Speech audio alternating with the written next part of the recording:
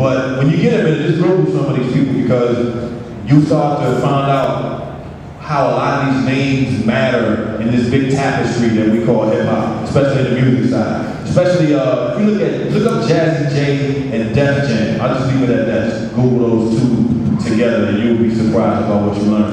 I'm sorry, Ray. That's okay, not a problem. So as Bam put me down, now Bam was the type of person that he was known, he was an ex-gang member, and then after that died out, he had formed a crew for the organization. After a year that died out, and during, I don't know what point of time while he was in school, from what I learned, he had won a contest to go to Africa. So as he won a contest to go to Africa, it was to influence him to change his legal name and got more inclined with the, the heritage what he saw out there, and got into DJing and formed the Zulu Nation. And he was formed the brothers and the sisters, Shaka Zulu Kings and Shaka Zulu Queens. And they was, some of them was ex-gang members or people from another neighborhood or whatever, became break dancers or enforcers or whatever it is. And that's how he formed the Zulu Nation, formed out of Bronxville projects. And it just kept on spreading all throughout the Bronx into other different parts of the city. So me being on the Bam during the time, Bam took time to show me the diversity of music. Show me that you don't have to always play just what you hear on the radio, or just don't have to be just urban sound, which is soul or R&B or disco. Trying to learn the other different sounds. So he opened me up to some rock and roll, some alternative sounds, some all different genres of music. But we was always playing with small portions of breakbeats. So when bands used to have jazz and I do, we used to just stand in front of the turntables, get ready to play, but he'll put the records on there, and we'll start rocking them. Some of the records we don't even know the name of them. Right. Just hand you the record. But we knew where to put the needle at and start rocking it, and we rocking it. The MCs that the people call rappers today would be on the mic and recite. Now, Bam used to have a large crew. It used to be like 3 DJs and 10 MCs. A lot of people like, 10 MCs, and that's how Bam was. If he liked you, he put you on. I remember it was nice that if we didn't make that much money, rest in peace my man Monk, he used to send Monk to White Castle, and everybody had White Castle money. But we was happy what we was doing. Right. So that's how that became on that one. That's what it is. Hey, first, play that next jam for me real quick.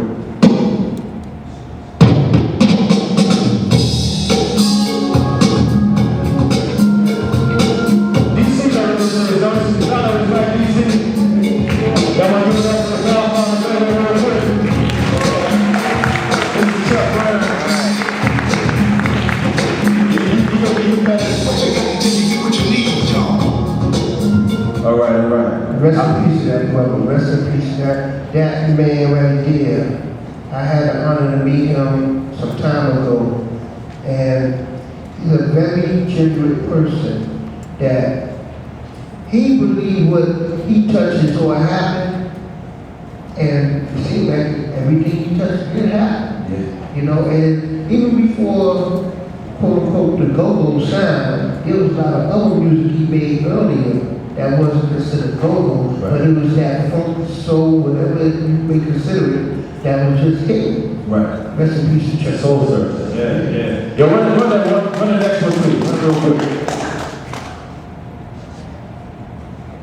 Okay, we're gonna wait on you. Yeah. Y'all brothers gotta step it up, man. Well, I wanted to talk to you because we were talking earlier. Are you ready? You got it? Go ahead. Wrong one. Don't worry about it. Your team, y'all got some teamwork over there. But what we was gonna play was "Drop the Bomb" by Chuck Funk. Oh, Drop the Bomb. Yeah.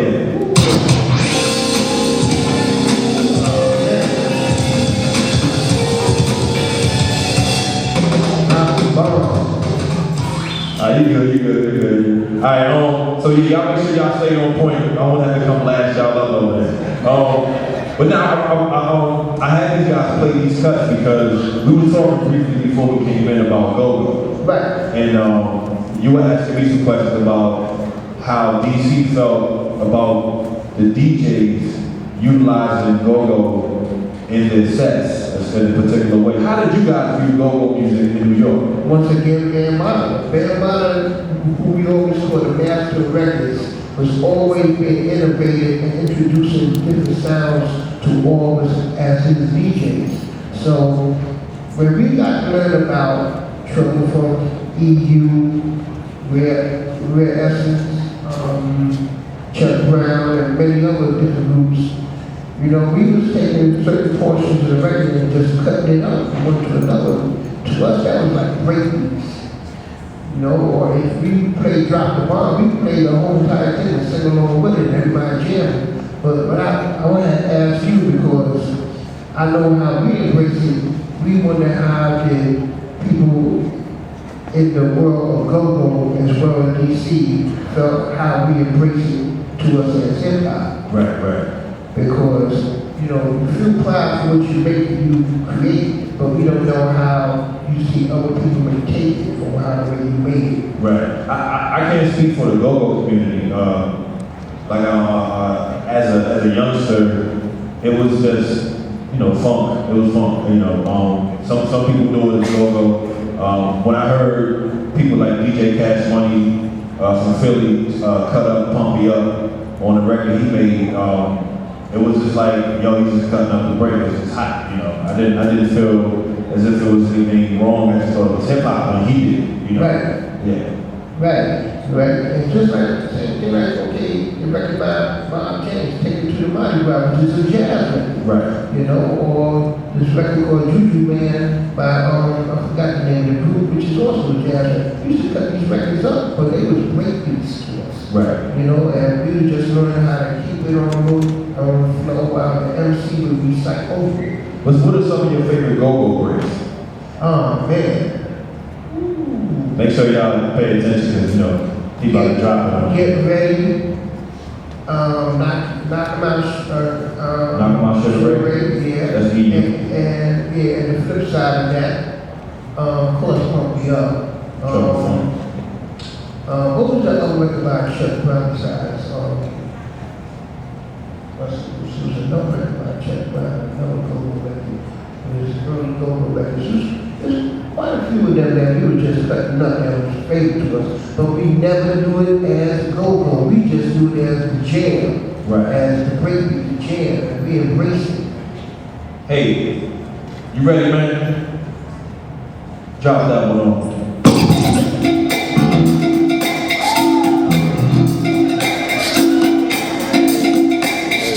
Y'all recognize that? Y'all get up and dance if you want. I see some guys and girls sitting at the table together. You can grab them and don't sit on it. You cut. I always wanted to know, how did you guys from the Bronx, but you from Harlem, but you ran with the Bronx crew. How did you guys feel like when you heard what you did in the parks with other records become a commercial commodity? The first time I heard that record, there used to be a ballroom in Harlem that got closed down. It was called the Renaissance on 138th and 7th Avenue. There was my man, Willie Gummins, and he had a group of the Rolls Royce movement. During the early hip-hop culture, he used to always charge $1 from 7 p.m. to midnight to come and party during the week. He said, yo, come and spend $1 and come do the freak dance. Because that was the name of the dance at the time. The freak dance was spent. So here it is, man, we in there having fun and everything. And he had Bam and them perform one night. And here it is, Powwow, one of the MCs of the Soul Sonic Force was on the mic. And Bam threw that record on. And everybody started listening to it and everything. And everybody turned around looking at Powwow like this. And the rhyme is not me. Meanwhile, records are hit. the hip is just going and going and going. Right, so it was like a maze to us because that's the first time we actually heard somebody rhyming one day. Now, we heard rhymes on other different records before, but we were not considering that fully like we heard Sugar Hill Gang, you know. So we was like amazed, like, yo, what's going on here? And then right after that, you had a wave of other different people start coming on. Right, so from that point, the industry of hip-hop records was born. And from that also, I would say hip-hop radio was born. Yes. Rest in peace, my man, Super Rock and Mr. Magic. Super Rock, and make some noise for Mr. Magic. In 1980, there was a station, an independent station in New York called WHBI 105.9, where hip-hop radio was born. Mr. Magic used to pay for airtime. He used to work at this electronics shop called AST that used to be in the block of Chambers Street to the move of 6th Avenue. And he must have convinced the people because Magic was a DJ from Brooklyn, and he used to call himself DJ Lucky. But he had a distinctive voice. So he encouraged the guys to go ahead and start spending some money for advertising. So he went to the independent station at the time, WHBI. Now, the antenna HBI used to be out from Newark, New Jersey, but a lot of people did not know that the studio used to be in the basement of 80 Riverside Drive of a tenement building. And that's like Upper West Side. Okay. Upper West Side. And that's where everybody was programming from there. So Magic was programming from there. He was on Saturday, Sunday morning from 2 a.m. to 4. And he was introducing all the hip-hop records that was coming out. That was coming from Sugar Hill, from Enjoy, from other independent labels that, you know, just believed that there was a wave going on. So how did that translate to you becoming the cool DJ Red Alert on 98.7 Kids? How did that happen? During the time, which was later on after the creation of Magic, Bam had always, like I said, was a bunch of us, but he divided different groups. He divided one group, Lisa Lee, my man Anki C and Chubb, and they formed a Cosmic Force called Zulu Throwdown. Then we got signed to Tommy Boy. On the side of that, my cousin Jazzy and I, we had 5 guys named Jazzy 5. As a matter of fact, pause for 1 second. Yo, Virgil, run that joint right there, bro. Wow. You know I had that. I just started with that vibe. The ladies in the house. Come on, let me hear you say ah. Say ah. Come on. The boys in the house. The boys in the house. Come on, let me hear you say. I just want to throw that out there. Yes. So, you know, after that, then here it is, Bam took 3 individuals from the group and formed a record that I feel changed the sound of music in 82, and that was Planet Rock. You got this. Yeah. You got that. Yeah, so after Planet Rock, that's when we went ahead and we moved from uptown, downtown. It was like hip-hop beat punk rock. We was hanging out in various places like the Grills, Dance Interior. We wound up in the Roxy, and then the program director from Kiss FM took interest in what we were doing was WBLS picked up Mr. Magic and put him over there. Right. So Kiss FM wanted to get somebody for the hip-hop. So they came to Bam and said, Bam, we want to introduce what we have, the Kiss FM master mixes. We want to apply the hip-hop sound in the master mixes. The first person they went after was my man, Africa Islam, that I used to do a show with him on HBI called Zulu Beats. Islam missed a couple of appointments, so they went after my cousin Jazzy J. Jazzy did it for a couple of months. Now, he wasn't getting paid for it, he was getting major exposure for club gigs and the studio, but he turned it down. So then they said, you got anybody else? So that's when they approached me, and that was October 1983. Right. I went the first 3 months without a dime from the station, but was getting notoriety, getting gigs and everything. And you know, by the time of 84, my first paycheck for each mix was just $100. But I learned to utilize the station to broaden myself on the outside. I learned to brand myself for other different entities Right. of what I was doing. Right. How many people remember listening to Red Alert on Kiss FM in New York City? Make some noise. All right. So Kiss FM is no longer around. It's now merged with WBLS. Yeah, well, 98.7 Kiss FM after 30 years is out the pocket now. It's no longer around to dissolve. The company that owned ESPN and Disney have bought it out, and now it is 98.7 WESPN. Wow. Rest in peace. Rest in peace. I will say this much though. You talk about Zulu Nation and how that had the power to put you in position to do radio as well as influence music and hip hop culture, because you talk about how Bam took his philosophy for hip hop and expanded it through the boroughs and eventually made it around the world. You also took that same spirit and took other folks under your wing the same way Bam took you under his wing. Yeah, well, first off, I'm gonna tell you, I was pretty stubborn in my own way, because number one, when you on a major station, you have everybody after you want to play your records. Right. I had to learn to narrow down to play what I feel sounds good. That's the way I did it. I didn't play politics, I didn't play favorites, I played what I believe sounded good. That's what the DJ's supposed to do. I mean, you couldn't buy me, you couldn't persuade me, you couldn't accept me, because this is my job, this is my belief, this is what I choose that I feel I'm more appropriate.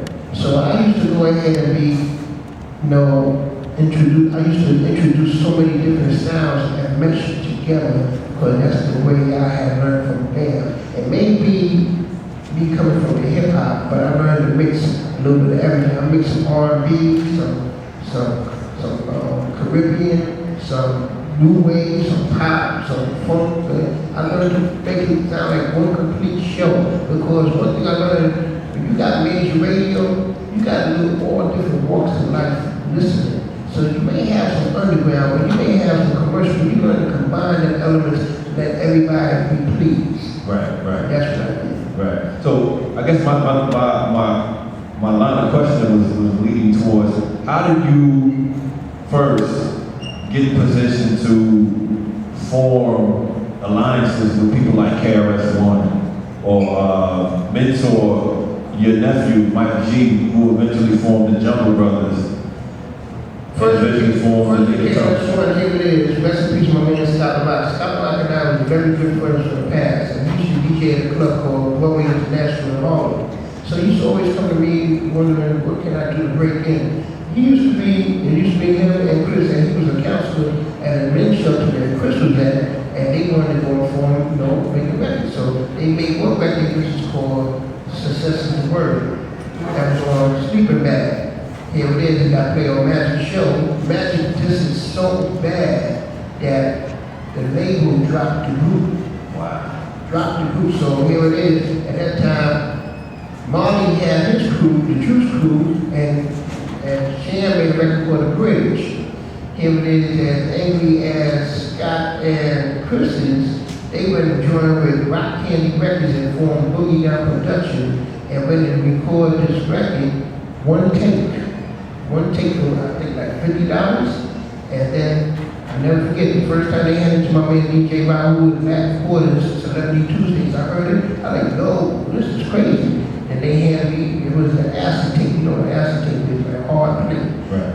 So they handed it to me, and this is where you went, and that's when I played it on the radio. That was the South Bronx. South Bronx. And then after that, you mentored your nephew Mike G, and the Jungle Brothers came forth. Mm-hmm. And miraculously, as a youth, I became hooked on that whole JB's flavor, and they introduced Q-Tip. Right. How that became, my nephew used to always come to me and say, yo, man, me and my crew want to make a record, I didn't believe them. I think it was a job because they knew what I was doing. And then there's my man Tony D used to have a group called Bad Boys that made a record for Inspector Gadget. So, Islands Records. yeah, so, right. So here it is. Tony P said, yo, man, I just built a studio in my house, so you know, you got anybody you want to bring over to record, bring them over. So I thought about my nephew. I said, yo, Mike, you sure you're ready? So he got him, he got Africa, that was known as Shazam at the time. They went there, they recorded, and they did, the first record was from a saying, an old saying that my older brother used to say. You know, my brother was known for the acronyms and abbreviations that I picked up from. And when he talked about, you know, the girls, he said, yeah, you know, they're gymnastics, you know, they're gymnastics. So Mike and Africa wrote a record about it, and it came out with Jim Ross. Right. And here it is. They started introducing other people affiliated with them because they all went to Mary Birchall. Okay. High school. Mary Birchall High School had to do with everybody there. We had members of the Jungle Brothers, members of the Tribe Called Quest, and also members of the X-Clan. So here it is. When Jungle Brothers came out with their album, that was an introduction to Q-Tip when he was on the song Black is Black. And also on the B-side of Straight Out the Jungle single was a record called a promo, which actually was a promo for my show. Wow. And that was an introduction. And then at the same time, when Jungle Brothers came out, that was the same time when Daylight Soul came out, and they caught each other vibe and in association with each other. So that's one thing. And Daylight was on Tommy Boy. I was real cool with my man Mark the 45 King. You know, he used to always bring me the beats, and I play on his beats. And he started introducing me to different artists. He had like Rakim Shabazz, Chill Rob G, Lati. And then his young lady he introduced me to, that was joined on Tommy Boy Records, and I play her, that's Queen Latifah. Right. So now she get in bed with them. And then here it is when Jungle Brothers went overseas for the first time in '88. Here they come across the top MC at that time out there, Moni Love. Africa and Moni got involved with each other, and they said, you need to join this, and they brought her back, and they all meshed together. Native Tongue. Native Tongue. There we go. Make some noise for Native Tongue. I think you got to have a few minutes, but I want to make note that you were able to break all these acts on your radio show. And I guess one of our party conversations, I just want to get your thoughts on how important it is for a DJ to stick to his instincts and play what he thinks is great, and how that can affect history, because that's what happened. I always feel that number one, a DJ is like a Pied Piper. You play the right tunes, people will follow.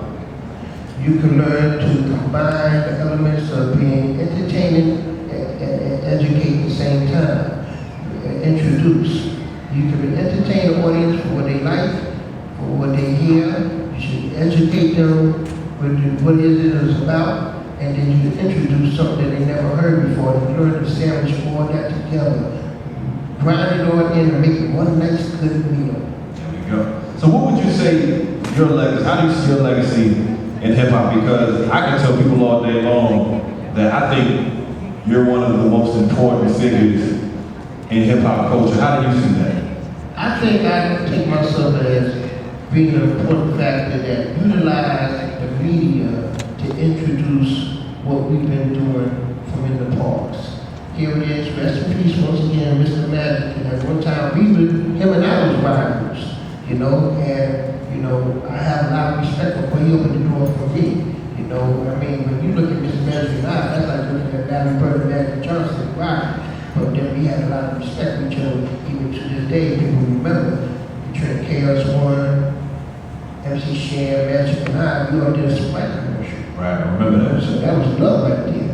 But here it is, when he passed that torch to me, not directly, but indirectly, I learned to utilize it to present our culture, to let people embrace the sounds, the feel, and the vibe of what we believe in. That is. There is. Give it up for Red Alert.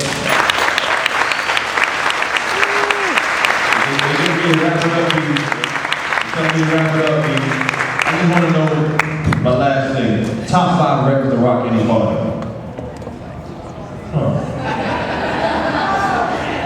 I'm gonna tell you God's truth. I never ever had in mind nothing as a top 5, top 3, top 10, top nothing. If I like it, I like it, that's it. I never really do that top 10. You come across so much music, Right. it's hard to narrow down after thousands and thousands of records. So no, if I like it, I like it. No secrets being told today. All right, y'all give it up one more time for the Poopy Master, the Pop Master, the Poopy Man, Uncle Red, Groove DJ Red. Thank you. And I want to thank everybody that's been preparing me throughout the years of what I've been doing on radio and everywhere else. I thank you. I appreciate it. Thank you.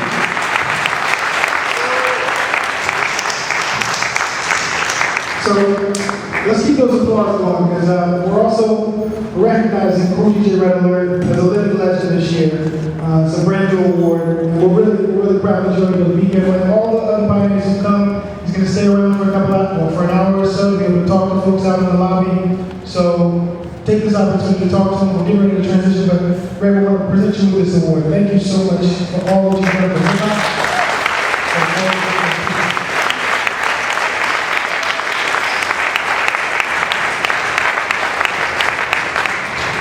I'd like to thank this organization for acknowledging me. When they told me, they called me to be a part of this, and I respect that they had Kurt last year, and I didn't know I had Bam one time. I said, and coming behind them, that's an honor. So I thank the organization. I want them to continue, and for all y'all that believe in what y'all been hearing, continue on with them. Thank you.